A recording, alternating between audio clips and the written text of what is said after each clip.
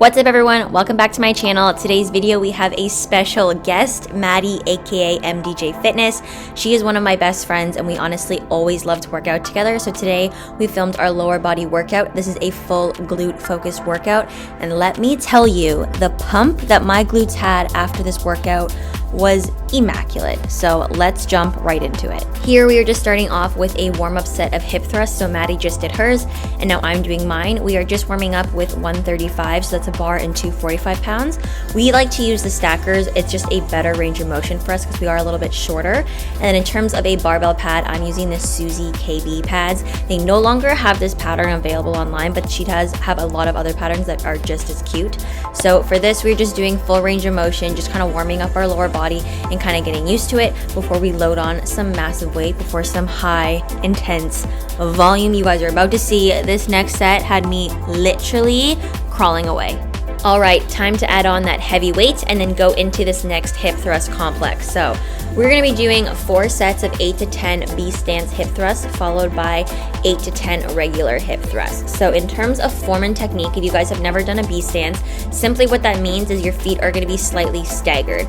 Your entire upper body position will move the exact same as a regular hip thrust. So that neutral spine, chin is tucked, and you're making sure to really squeeze your glutes at the top.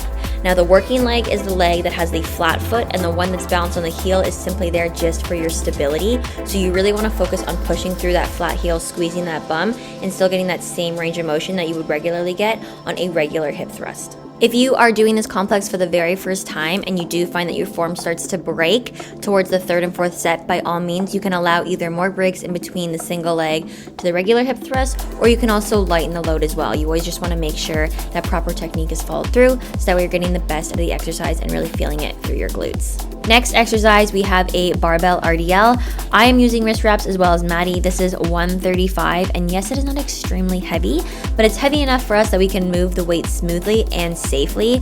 For me, I just don't like to move really heavy weight in a deadlift. The risk versus reward factor just isn't really there for me. So I like doing RDLs a little bit lighter. It is rare to see me RDL heavier than 135 to 185. Let's also talk technique. So for an RDL, we do want to make sure that it's a hinging movement through the hips. So our knee bend is relatively small. We have our legs hip width apart and we're loading through our heels. We want to make sure that as we're hinging downwards, we're getting a big stretch in our hamstrings, and at the top, we're squeezing our glutes. You'll notice as my hips push back, my shoulders are coming down at the same rate, so that way it avoids any type of hunching or arching in our backs. We also just want to make sure that our head is staying neutral as well through that movement. Leg press is next, and we are doing this for 4 by 10 to 12. This is going to be slightly wider than our hips, and then we're going to make sure that we're loading through our heels and we're never locking out our legs. Never, ever, ever lock out your legs on a leg press. You always want to make sure there's a soft knee bend. So for me personally, I either like to grab the back of the chair or I like to also grab my knees, not to like push my legs straight, but just to guide it.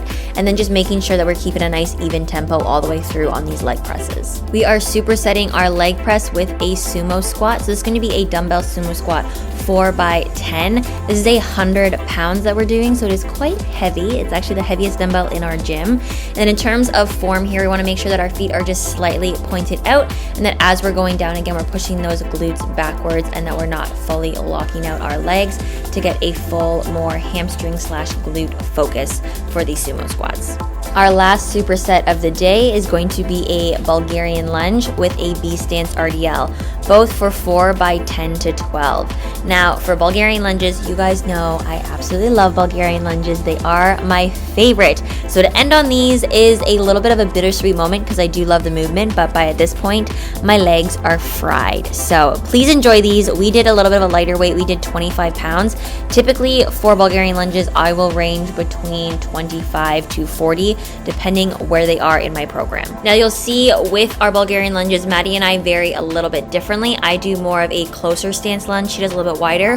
Hers is a little bit more glute focused than mine. Mine would be more quad focused because that knee is dropping right below. So I'm getting a little more quad in that back leg, but I still am driving through my glute. Neither are wrong or right. It's just different ways you can target. But if you are wanting more of a glute focused one, definitely go a little bit wider like Maddie's Bulgarian lunge. Last but not least, that B stance RDL. Now this is going to be the same technique that you saw in our barbell RDL, but this time it's going to be that similar technique as that hip thrust B stance. So basically here, that flat foot, same as the B stance hip thrust, is going to be doing all the work.